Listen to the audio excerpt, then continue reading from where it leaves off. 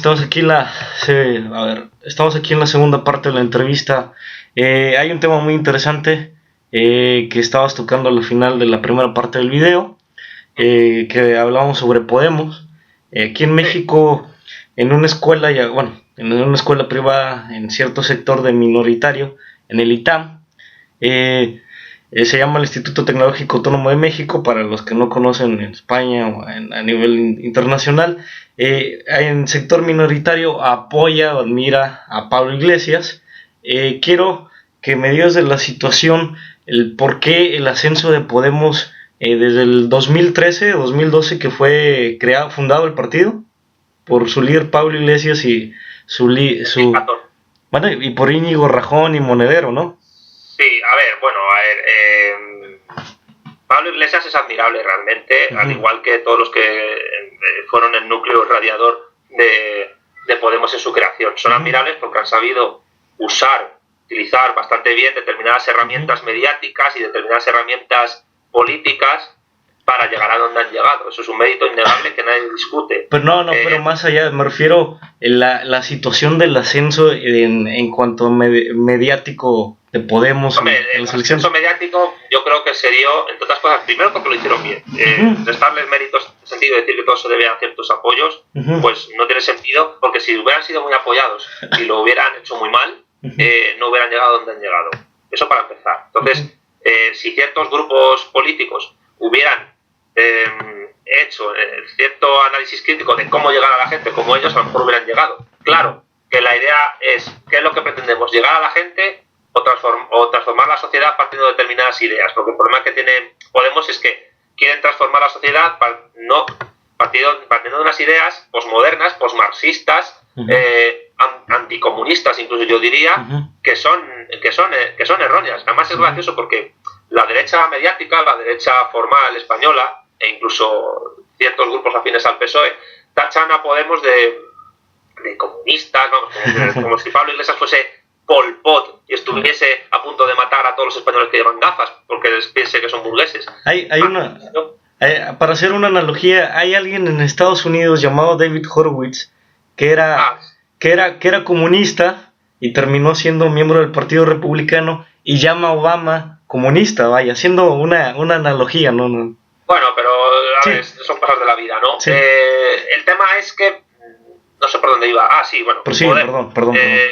Podemos tiene un problema, y es que como les acusan de ser bolcheviques radicales, y cuando ocurre eso y tienen un programa electoral y político tan moderado, en el momento en que traten de radicalizarse, que creo que es la vía que va a tomar ahora mismo Pablo Iglesias de cara a machacar a lo que queda del PSOE y tratar luego de vencer al Partido Popular en elecciones dentro de unos años, pues, y de ahí que haya pasado del sí se puede al luchar, crear poder popular, que fue el lema de Izquierda Unida hace años y también fue el lema de la Unidad Popular Chilena en la época de Allende.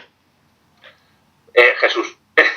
Pues partiendo de los fundamentos de los que parte, yo creo que es imposible realizar nada, porque Podemos no tiene una idea fuerte de Estado español frente a otros estados, no tiene una idea de qué hacer a nivel económico, no tiene idea de qué hacer a nivel de organizar las regiones españolas. Ellos hablan de plurinacionalidad, pero en el fondo eso es una extravagancia, es una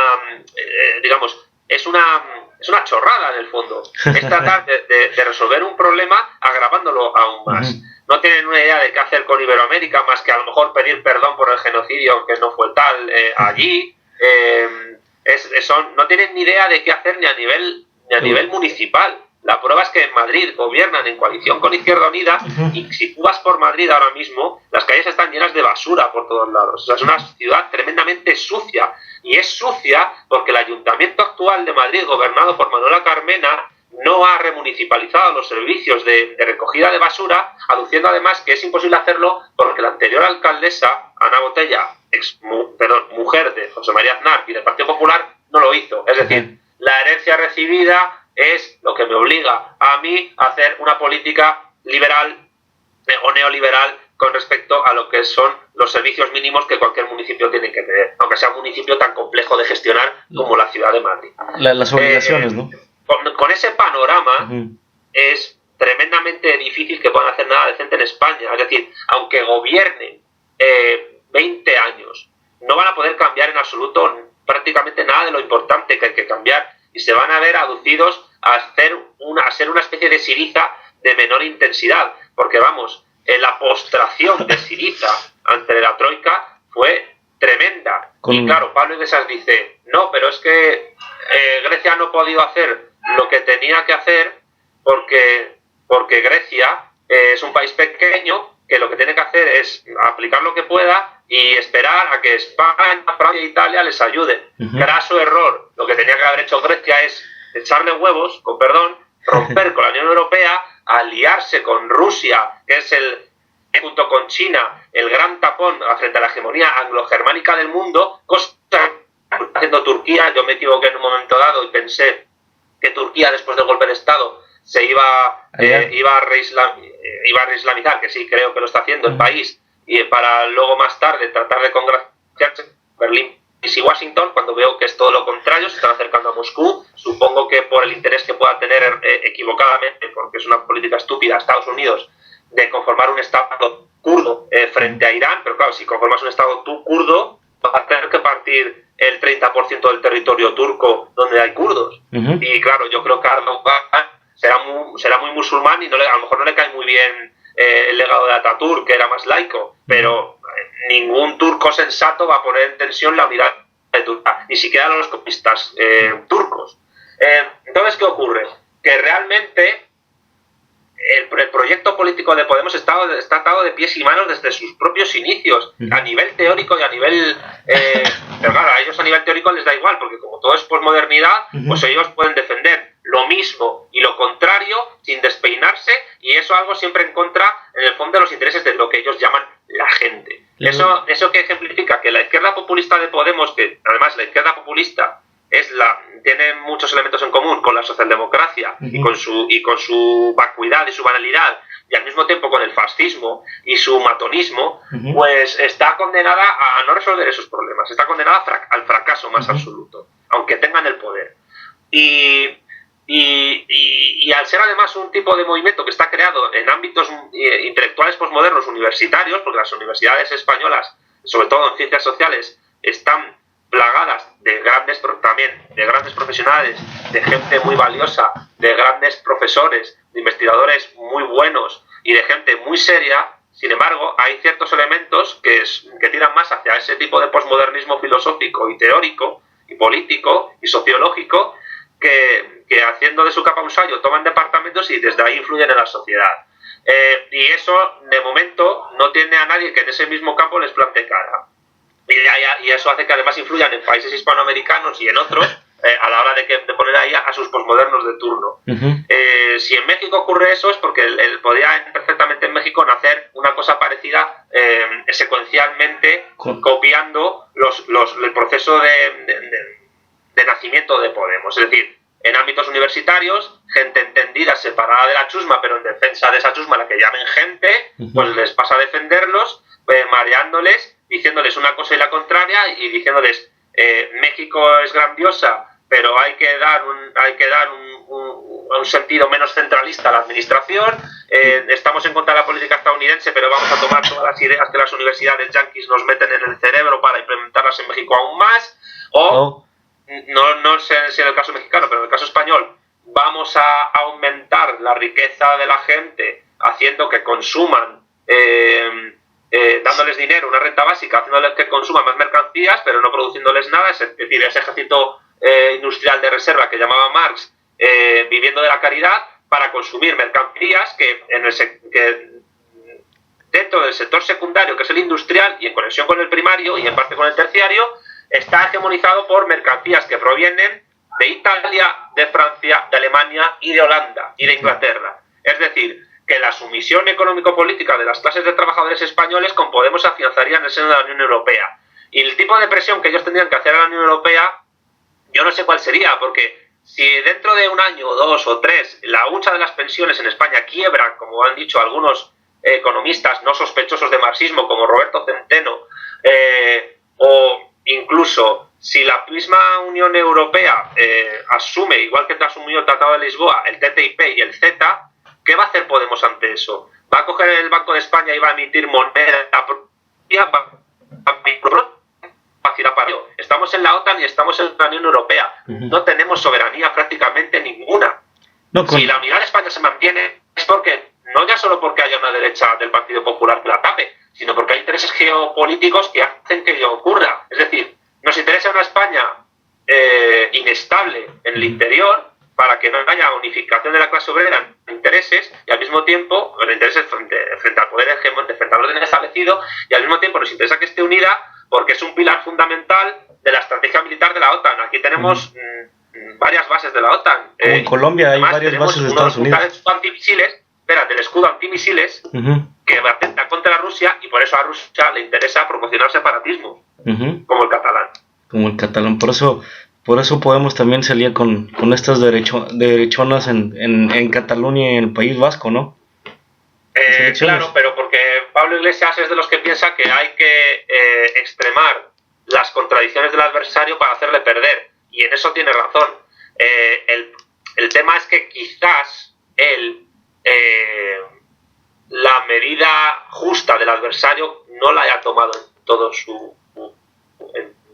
en toda su esencia, por decirlo de alguna manera. Es decir, yo creo que hay mucha gente que minusvalora mucho a Mariano Rajoy como líder político y como estratega. Y Mariano Rajoy puede equivocarse, pero hoy por hoy España ha vivido en este año por un proceso de democracia participativa y protagónica sin parangón en la historia, con 2 elecciones en un mismo año, casi en un mismo año, y que pueden ser 3, y las ha ganado todas. Y a él el desgaste del PSOE le puede preocupar a nivel de régimen, porque tanto PSOE como PP como otros partidos son elementos del Estado, en tanto que el grueso de sus cúpulas dirigentes son altos funcionarios del Estado, e incluso ahora Podemos estar tan metido en el régimen que es muy probable que le interese tener altos funcionarios del Estado dentro de su cúpula, como puede ser el padre de Rejón y otros. Pero, hombre, seamos sensatos. Desde que el 15M llegó a escena, ha cumplido en España un papel que puede ser análogo al que cumplió en Francia el mayo del 68.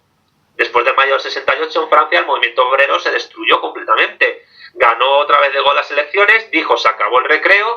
En los años 70 gobernó la democracia cristiana, y cuando llegó en los 80 la socialdemocracia de Mitterrand, lo que ocurrió es que salían políticas económicas que seguían los... Y desde que el 11M, perdón, desde que el 15M, el movimiento 15M se fraguó en España, el Partido Popular no ha dejado de ganar elecciones. El otro día decía Pablo Iglesias, hemos ganado las elecciones en Cataluña y el País Vasco, pero macho, si es mentira, si quien ha ganado las elecciones en el País Vasco es el PNV una vez más. Tú has perdido votos y el segundo partido del País Vasco es Bildu, y Bildu perdiendo votos también. Y en Cataluña, pues los partidos mayoritarios son Juntos por el Sí, que son Esquerra Republicana de Cataluña, más el llamado ahora Partido Demócrata de Cataluña, y tú eres tercera fuerza, que además depende de un montón de coaliciones. Entonces, no te tires el pisto, no has ganado nada. En Galicia eres segunda fuerza porque el PSOE se ha destrozado, pero Feijóo del Partido Popular ha ganado otra vez por mayoría absoluta, aumentándola. ¿Esto es una guerra de posiciones y aquí quien resiste vence? Sí, pero a lo mejor no, porque resistir no es solo vencer. Tú puedes resistir hasta el final y quedar segundo o tercero fuera del podio. No, y esta alianza que hizo con Izquierda Unida, ¿no? También con Albert Garzón. Alberto Garzón, perdón. Hombre, pero Izquierda Unida forma parte de Unidos Podemos, forma parte de esa coalición, y ahora mismo Izquierda Unida es una coalición dirigida con el propósito de afianzar la estrategia de Podemos. No es una entidad con personalidad propia fuera de ese ámbito, y excuso decir lo que es el Partido Comunista de España. El Partido Comunista de España es ahora mismo no una sombra de lo que fue, es simplemente un think tank interno de Unidos Podemos. Bueno, eso es lo que se ha estado desarrollando hasta ahorita en Podemos desde el 2013 a la fecha. 2014, perdón.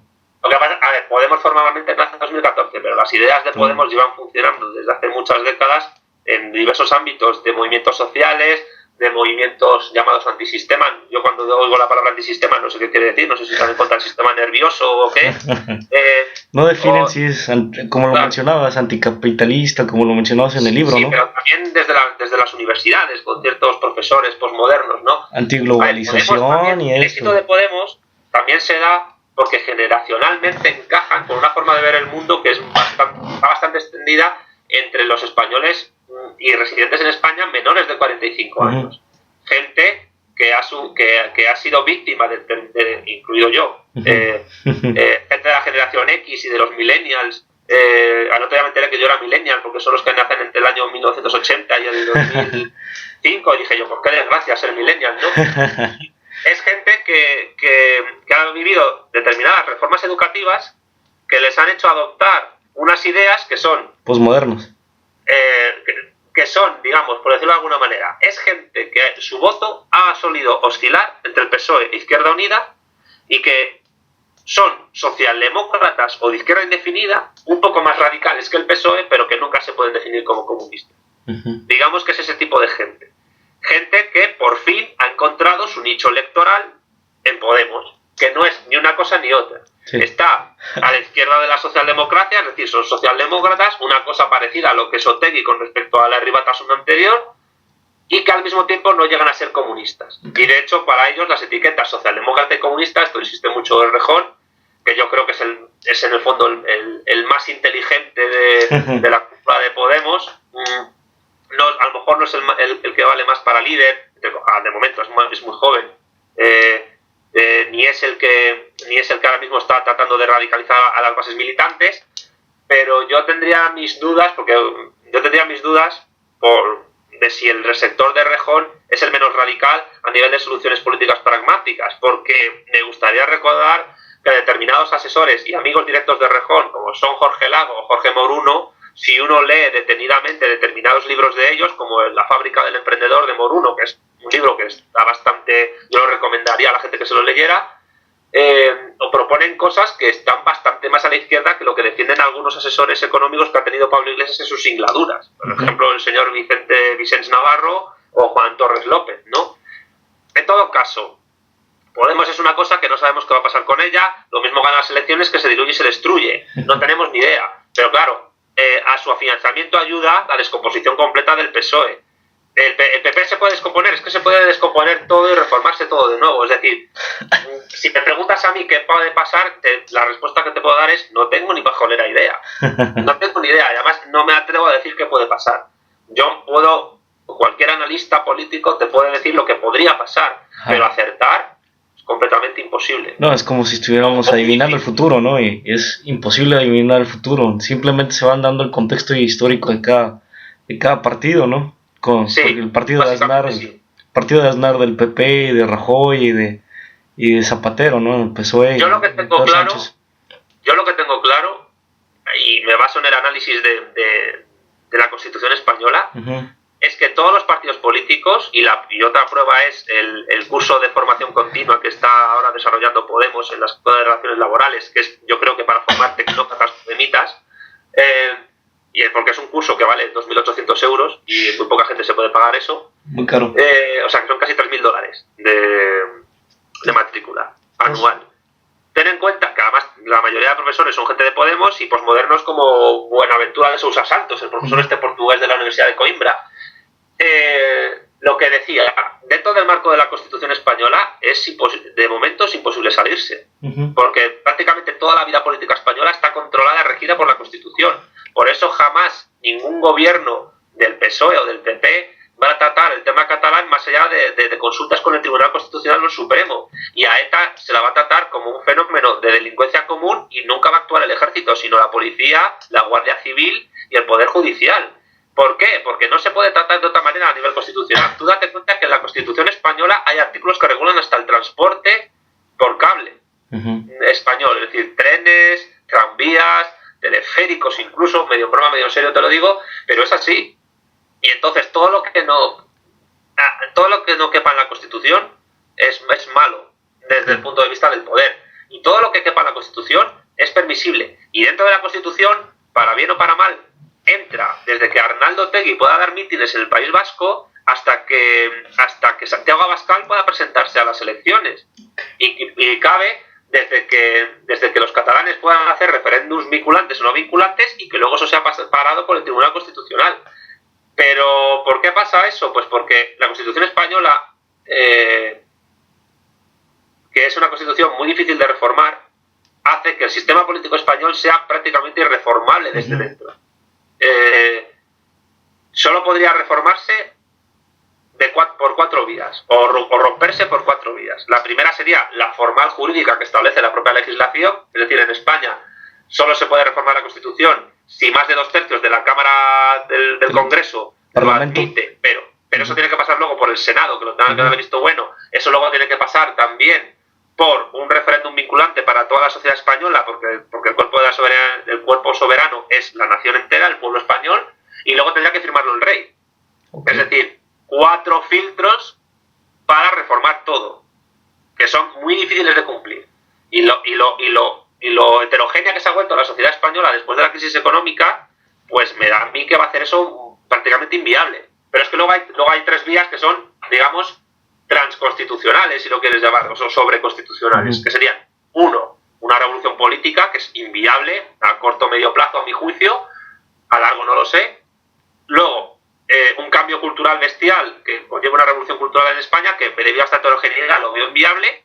Y una cuarta sería una invasión extranjera que impusiera otra legalidad, que lo veo inviable también.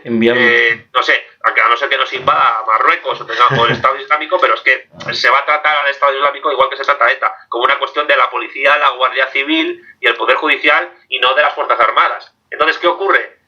Esa es la situación que yo veo. Ok. Es la situación actualmente que es de Podemos y la cuestión política de la España de hoy.